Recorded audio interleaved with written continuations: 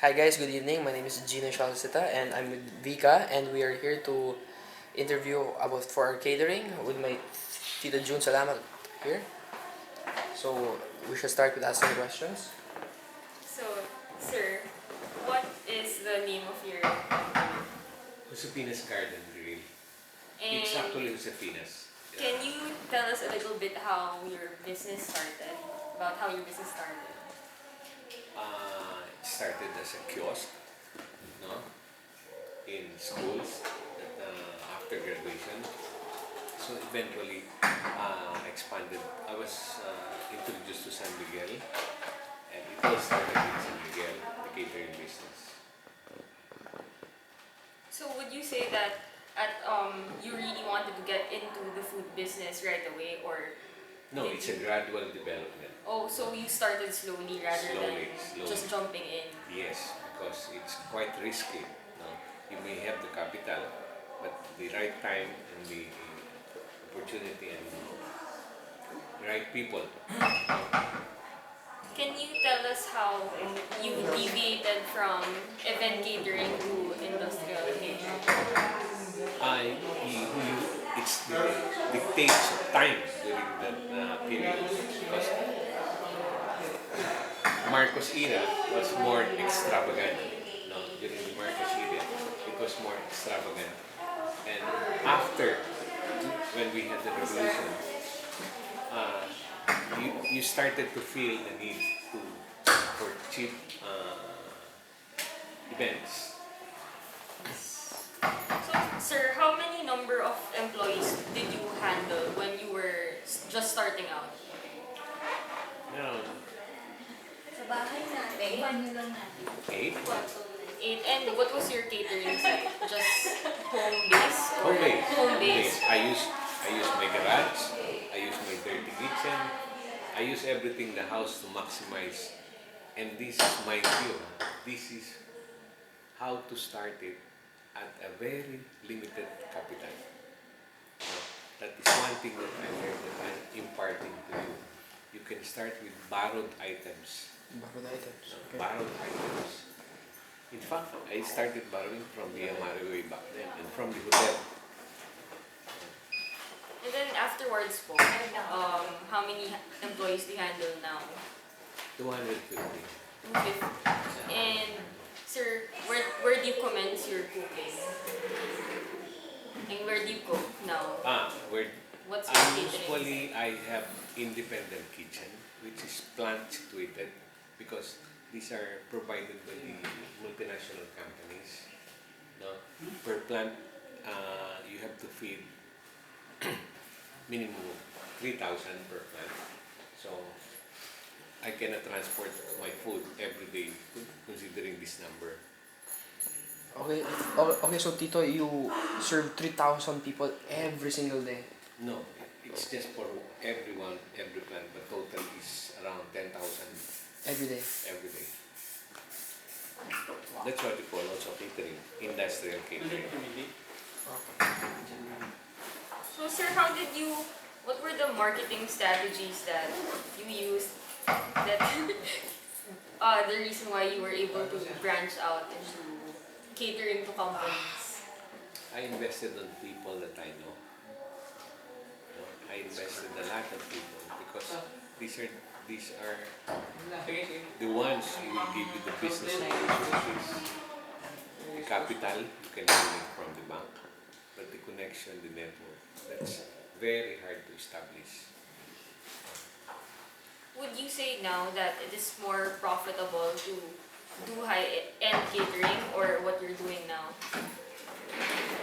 I would prefer what I'm doing right now because of the competition in high-end catering events, especially.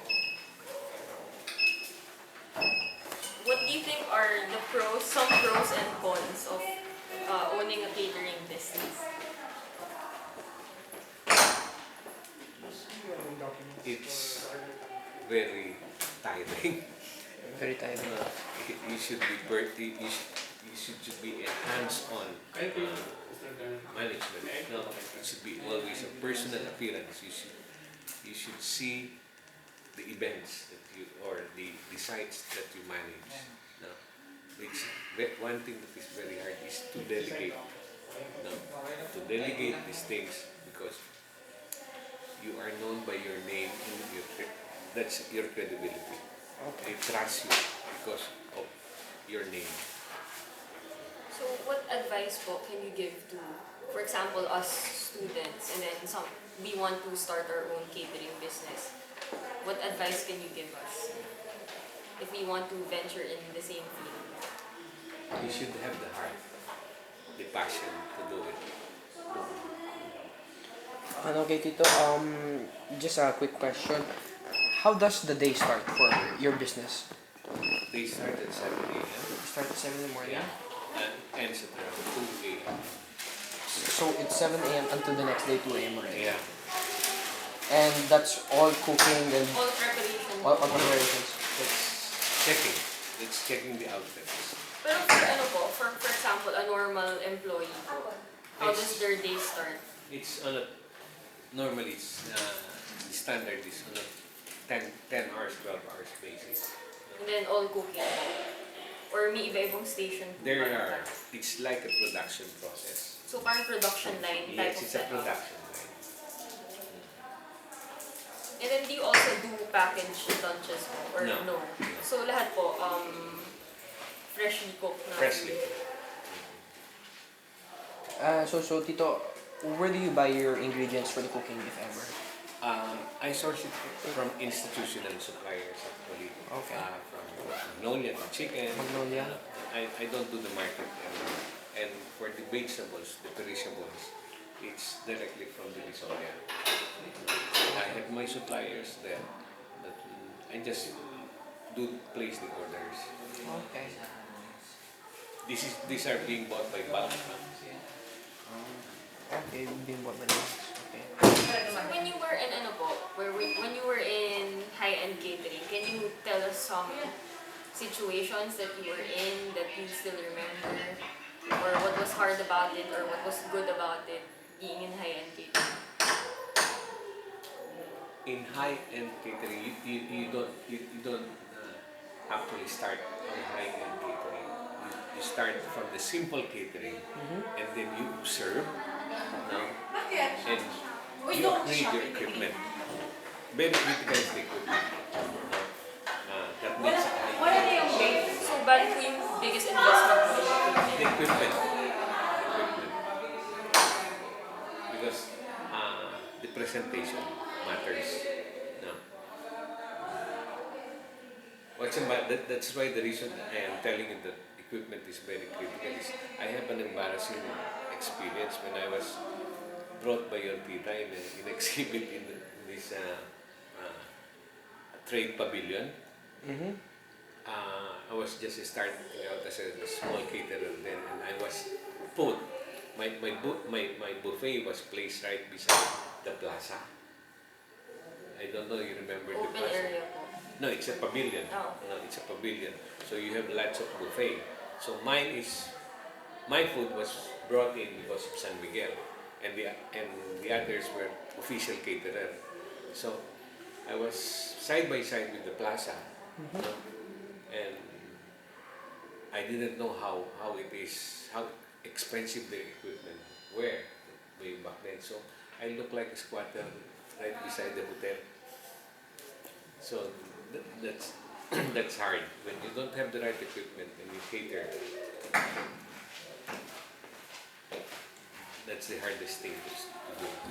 Pero Tito, do you agree that sometimes the newer things aren't always the better ones? Excuse me again? Do you believe like the newer things aren't always the better ones? Sometimes it's nice to go back to the old school. Yes, I'm always stuck with the old school, the traditional cooking, the traditional preparation. That's why I tell you it should be the passion, the heart, because where your heart is comfortable. No, I'm old school, the traditional things. I don't do the noble cooking, no, fusion. I don't do that. I'm into the provincial, more Spanish influence. So yung cuisine that you serve po, mostly Filipino Spanish influence? Filipino Spanish. Okay. And okay, Tito, for the last question, what keeps your passion for the business fired up until now? Now, uh, it's actually the people and the personal satisfaction that I gain from this. When you say sometimes that you're tired, but once you are in an event or you're doing the restaurant and you are with people, that makes you fired up. No, it's a different world. You want to please. You want to do things. You want to improve every day. That's what you feel. Improve everything. It's hard to start the day, but once you have a momentum, no, your mind starts clicking. That's a different story. Well, thank you very much, Tito Jun, for your time. We're done with the questions. Thank you.